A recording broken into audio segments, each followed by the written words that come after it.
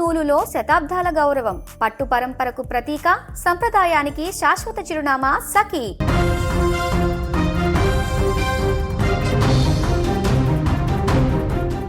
ద్రవిడ గడ్డపై కమలం జెండాను రెపరెపలాడించాలని చూసిన ఆశలకు గండిపడింది. తమిళనాడు రాజకీయాల్లో పెను సంచలనం మొదలైంది. రాష్ట్ర మాజీ బీజేపీ అధ్యక్షుడు, fire brand leader K Annamalai పార్టీకి గుడ్ బై చెప్పారు.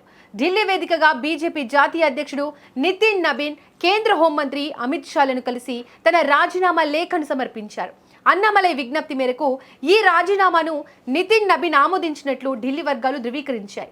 ఇటీవల జరిగిన తమిళనాడు అసెంబ్లీ ఎన్నికల్లో తలపతి విజయ్ నేతృత్వంలోని టీవీకే పార్టీ ఘన విజయం సాధించి విజయ్ సీఎం పీఠాన్ని అధిరోహించిన సంగతి తెలిసిందే. ఈ నేపథ్యంలో అన్నమలై తీసుకున్న ఈ నిర్ణయం తమిళనాడు రాజకీయ చిత్రపటాన్ని పూర్తిగా మార్చేసేలా కనిపిస్తోంది. అసలు అన్నమలై రాజీనామా వెనుక ఉన్న అసలు కథ ఏంటి? తలపతి విజయ్ మానియాకు చెక్ పెట్టేందుకే ఈ వ్యూహం నడిచిందా? అన్నమలై సొంత పార్టీ పెడితే డిఎంకే, ఏఐఏడిఎంకే పరిస్థితి ఏంటి అనే వివరాలను అందించేందుకు మా బ్యూరో చీఫ్ విజయ్ అందుబాటులో ఉన్నారు. విజయ్, చెప్పండి, అన్నమలై వెనుక ఎవరున్నారు? అసలు విజయ్ మానియాను కంట్రోల్ చేయడానికే బీజేపీ వ్యూహాత్మకంగా అన్నమలైను బరిలోకి దింపనుందని అనుకోవచ్చా? ఎస్ దీపిక, విజయ్ సీఎం అయిన నాటి నుంచి ఒక మాట చెప్పాలంటే తమిళనాడు అసెంబ్లీ ఎన్నికలు ఫలితాలు వచ్చిన తర్వాత నుంచి కూడా తమిళనాడులో నెలకొంటున్నటువంటి రాజకీయాలన్నీ కూడా జాతీయ స్థాయిలో పెద్దగా ప్రభావం చూపిస్తున్నాయి. ఎందుకంటే విజయ్ని సీఎంని కానివ్వకుండా పైన అధికారంలో ఉన్నటువంటి కేంద్రంలో ఉన్నటువంటి ఎన్డీఏ, ముఖ్యంగా బీజేపీ పెద్దలు అడ్డుకుంటున్నారు. గవర్నర్ ద్వారా సీఎం కానికుండా అనేక రకాల ప్రయత్నాలు చేశారనేటువంటి ప్రచారాన్ని మనం చూసాం అప్పట్లో. ఆ తర్వాత కూడా ముఖ్యంగా బీజేపీతో కలిసి ఉన్నటువంటి అన్నా డిఎంకే పార్టీ కూడా ఆ పార్టీలో కూడా పెద్ద ఎత్తున చీలికొచ్చింది. దాదాపు 25 మంది ఎమ్మెల్యేలు, అన్నా డిఎంకే పార్టీకి సంబంధించిన ఎమ్మెల్యేలు విజయ్కు బహిరంగంగానే అసెంబ్లీలో మద్దతుగా ఓటు వేశారు. ఆ తర్వాత మరొక 4 ఎమ్మెల్యేలు రాజీనామా చేశారు. ఆ రాజీనామాను కూడా ఆమోదించారు. వాళ్ళు కూడా రేపో మాపో టీవీకే పార్టీలో అధికారికంగా చేరే అవకాశం ఉంది. ఇప్పుడు అన్నా డిఎంకే పార్టీతో కూడా పాటు బీజేపీ మీద కూడా ఇప్పుడు విజయ్ ఇంపాక్ట్ పడిందనే చెప్పాలి. సో నేరుగా విజయ్ బీజేపీతో ఢీ కొట్టడానికి రెడీ అయ్యాడు. ఇప్పటికే కాంగ్రెస్ పార్టీతో పొత్తు పెట్టుకున్నాడు. అలాగే తన కేబినెట్ లో కూడా కాంగ్రెస్ పార్టీకి సంబంధించిన వారిని కూడా తీసుకున్నారు.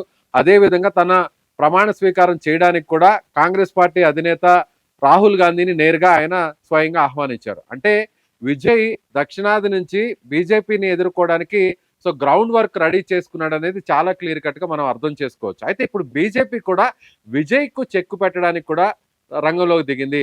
అందులో భాగంగానే ఇప్పుడు అన్నామలై వెనక బీజేపీ ఉండి ఈ విధంగా రాజీనామా చేస్తుందా అనేటువంటి ఒక చర్చ కూడా జరుగుతున్నాయి. సమీకరణాలు కూడా అందుకు నిజమేనా అన్నట్టుగా కూడా నడుస్తున్నాయనే చెప్పాలి. ఎందుకంటే అన్నామలై బహిరంగంగా ఇప్పుడు బయటకు వచ్చి రాజీనామా చేస్తున్నట్టు ప్రకటించి సో ఆ రాజీనామాను వెంటనే రాజీనామా చేసినటువంటి కొన్ని గంటల వ్యవధిలోనే నేరుగా బీజేపీకి సంబంధించినటువంటి అధిష్టానం కూడా బీజేపీ జాతీయ అధ్యక్షుడు కూడా ఆ రాజీనామాను ఆమోదించడం.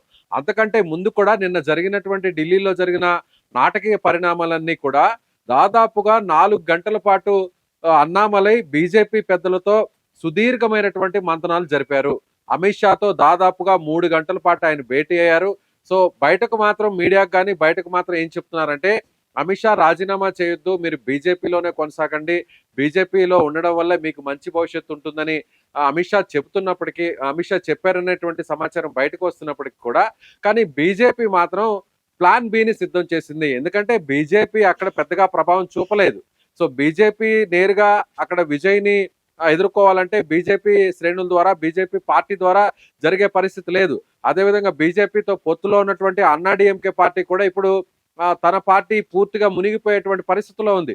ఆ పార్టీకి సంబంధించినటువంటి ఎమ్మెల్యేలందరూ కూడా ఇప్పటికే గుడ్ బై చెప్పడానికి చాలా మంది రెడీ అయ్యారు. 25 మంది ఇప్పటికే విజయ్ కూడా సపోర్ట్ చేశారు. 4 ఆల్రెడీ రాజీనామా చేశారు.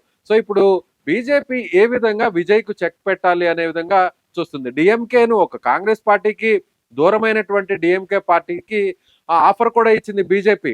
డిఎంకే పార్టీని కలుపుకోవాలనేటువంటి ప్రయత్నం కూడా చేసింది.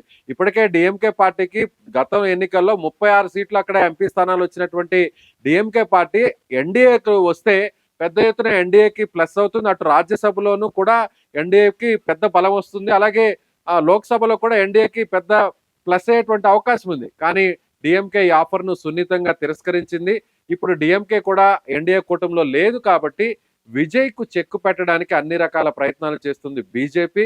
అందుకే ఇప్పుడు ప్లాన్ బిలో భాగంగా అన్నామలై చేత రాజీనామా చేయించి ఇప్పుడు అన్నామలైని విజయ్కు ప్రత్యామ్నాయంగా బరిలోకి దింపడానికి ప్రయత్నాలు చేస్తుంది అనేది సీనియర్ రాజకీయ విశ్లేషకులు చెప్తున్నటువంటి మాట.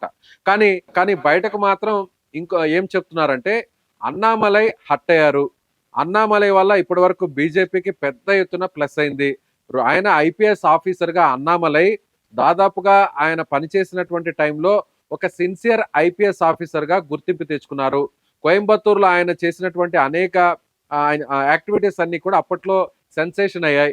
ముఖ్యంగా కోయంబత్తూరు ప్రాంతానికి సంబంధించినటువంటి అన్నామలై బీజేపీ రాష్ట్ర అధ్యక్షుడు అయిన తర్వాత బీజేపీ బలం కూడా పెరిగింది. హిందుత్వవాదాన్ని ఆయన గ్రౌండ్ లెవెల్లో తీసుకురాగలిగారు. ముఖ్యంగా యువకుడుగా ఉన్నాడు. అదేవిధంగా సిన్సియర్ అండ్ హానెస్ట్ ఐపీఎస్ ఆఫీసర్గా పేరు తెచ్చుకున్నటువంటి అన్నామలై తాను వాలంటరీ రిటైర్మెంట్ ఇచ్చి మరి బీజేపీలో జాయిన్ అయ్యారు. సో ఒక్కసారిగా బీజేపీలో కూడా ఉత్సాహం వచ్చింది. అలాంటి అన్నామలైని సరిగ్గా ఎన్నికలకు ముందు అంటే 2026లో మొన్న జరిగినటువంటి ఎన్నికలకు ముందు ఆయన అధ్యక్ష స్థానం నుంచి తప్పించి పూర్తిగా పక్కన పెట్టేసింది బీజేపీ అధిష్టానం. ఎందుకంటే పళనిస్వామి ఒకే మాట చెప్పారు. పళనిస్వామి అంటే అన్నాడీఎంకే పార్టీకి సంబంధించినటువంటి అధినేత, మాజీ సీఎం. బీజేపీతో తాము పొత్తు పెట్టుకొని ఎన్నికల్లోకి వెళ్ళాలి అనంటే, ఎన్డీఏలో తాము కొనసాగాలంటే ఖచ్చితంగా అన్నామలైను పక్కన పెట్టాలి. అన్నామలైను పార్టీ అధ్యక్షుడిగా పక్కకు తప్పిస్తేనే తాము బీజేపీతో కలిసి ప్రయాణిస్తాము, కలిసి పోటీ చేస్తామనేటువంటి ఒక షరతు పెట్టడంతో బీజేపీ అధిష్టానం కూడా చేసేదేమి లేక అన్నామలైను పూర్తిగా పక్కన పెట్టారు. అదేవిధంగా అన్నామలై ఎక్కడ సభ నిర్వహించినా కూడా, ఆయన ఎక్కడ మీటింగ్ నిర్వహించినా కూడా పెద్ద ఎత్తున బీజేపీకి సంబంధించినటువంటి కార్యకర్తలు అక్కడికి వస్తున్నారు.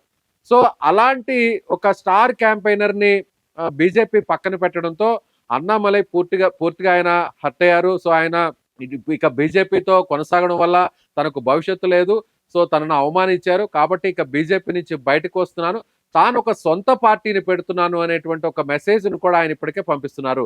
రాష్ట్ర వ్యాప్తంగా ఆయన తిరగబోతున్నారు. మొత్తం తమిళనాడు అంతా కూడా పర్యటించబోతున్నారు.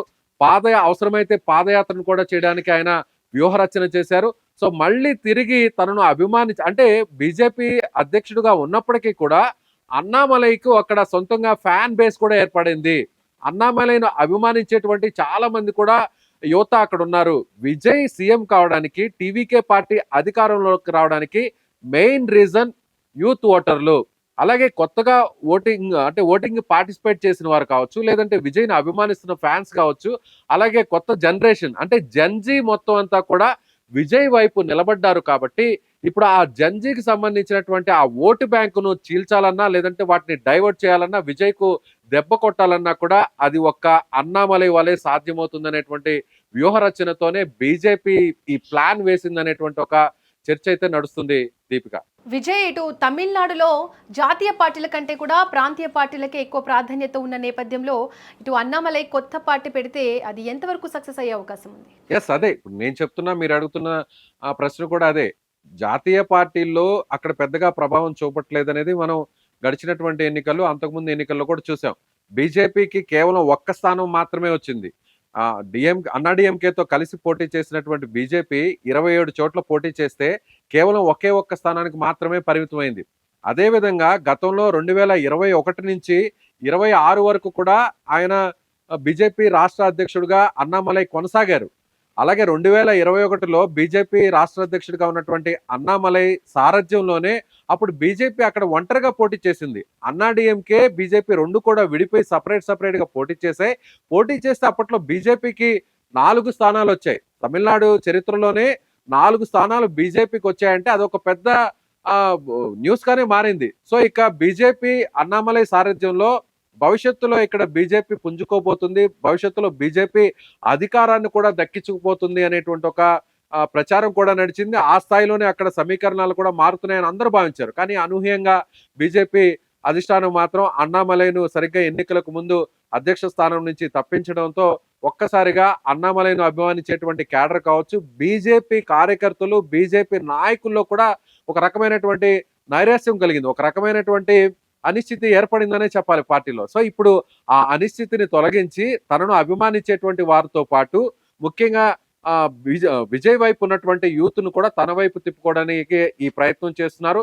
అక్కడ కాంగ్రెస్ కు, బీజేపీకు, జాతీయ పార్టీలకు ఎలాగో అక్కడ ప్రాతినిధ్యం వహించేటువంటి పరిస్థితి లేదు కాబట్టి తమిళనాడులో స్థానికంగా ఉన్నటువంటి లోకల్ పార్టీస్కే అక్కడ అధికారం ఇస్తారు. లోకల్ పార్టీకి మాత్రమే అక్కడ మనుగడ సాధించేటువంటి పరిస్థితి ఉంది కాబట్టి అందుకే ఇప్పుడు అన్నామలై బీజేపీని వీడి రాజీనామా చేసి కొత్త పార్టీ పెట్టబోతున్నారని చెప్పవచ్చు. కొత్త పార్టీ పెట్టినటువంటి విజయ్కే, సినిమా రంగానికి సంబంధించినటువంటి విజయ్కే కేవలం 2 ఏళ్ల వ్యవధిలోనే ఆయన అధికారాన్ని దక్కించుకోగలిగారు.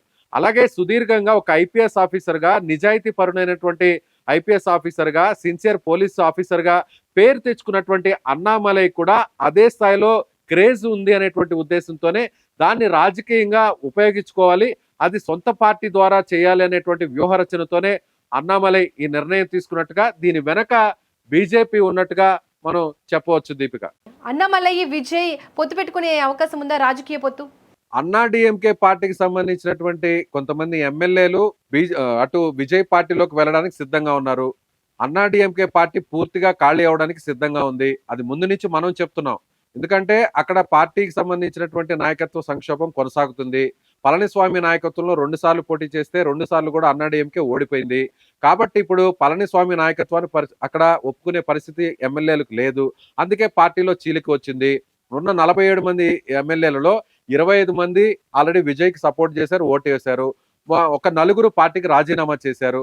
కాబట్టి అన్నా డిఎంకే పార్టీ మునిగిపోతుంది. కాబట్టి ఆ మునిగిపోతున్నటువంటి పార్టీని కాపాడి అటు టీవీకే వైపు వెళ్లకుండా ఆ పార్టీలో ఉన్నటువంటి క్యాడర్ని కావచ్చు, యువత ఓటర్ ఎవరైతే కార్యకర్తలు ఉన్నారో ఆ మొత్తం వాళ్ళందరినీ కూడా ఇటువైపు టీవీకే వైపు షిఫ్ట్ కాకుండా బ్రేక్ వేయడానికి అన్నామలై మధ్యలో ఉండి వాళ్ళని తమ వైపు తిప్పుకునేటువంటి ప్రయత్నం చేసేందుకే ఇప్పుడు బీజేపీ ప్లాన్ వేసిందనే చెప్పాలి. అన్నా డిఎంకే పార్టీకి సంబంధించినటువంటి ఎమ్మెల్యేలు కానీ, క్యాడర్ కానీ, ఆ పార్టీకి సంబంధించినటువంటి మొత్తం నాయకులందరినీ కూడా టీవీకే వైపు షిఫ్ట్ కాకుండా అడ్డుకోవడానికి ఇప్పుడు ప్లాన్ బిలో భాగంగానే అన్నామలై రంగంలోకి దిగాడు. సో వాళ్ళందరినీ కూడా తన వైపు తిప్పుకునేటువంటి ప్రయత్నం అన్నామలై చేయబోతున్నాడు. సో పూర్తి స్థాయిలో ఆయన ఇప్పుడు పాదయాత్ర కూడా చేయడానికి రెడీ అయ్యారు. మొత్తం రాష్ట్రం అంతా కూడా పర్యటించబోతున్నారు. ఇప్పటికే డిఎంకే పార్టీకి సంబంధించినటువంటి అధినేతగా ఉన్న స్టాలిన్ కూడా ఆయన సొంత నియోజకవర్గంలోనే ఎమ్మెల్యేగా ఓడిపోయారు. ముఖ్యమంత్రిగా పనిచేసినటువంటి అనుభవం ఉన్న వ్యక్తి, డిఎంకే పార్టీ లాంటి సీనియర్ నాయకత్వం కలిగినటువంటి ఆ పార్టీలో ఉన్నటువంటి వ్యక్తే ఓడిపోయారు. కాబట్టి ఆయన కుమారుడుగా ఉన్నటువంటి డిప్యూటీ సీఎంగా గతంలో పనిచేసినటువంటి ఉదయనిధి స్టాలిన్ కూడా ఆల్రెడీ డిఎంకేను తిరస్కరించారు. కాబట్టి ఉదయనిధి స్టాలిన్ నాయకత్వంలో పార్టీ పుంజుకోవడం ఇప్పట్లో సాధ్యపడదు అనేటువంటి ఉద్దేశంతోనే ఇప్పుడు విజయ్కి ఆల్టర్నేట్ గా ఎవరు ఉన్నారు అనేటువంటి ఒక ఫ్యూచర్ ప్లాన్ లో భాగంగానే అన్నామలై ఇప్పటికిప్పుడే ఈ నిర్ణయం తీసుకున్నారు. సో అందుకోసమే కొత్త పార్టీ పెట్టబోతున్నారు.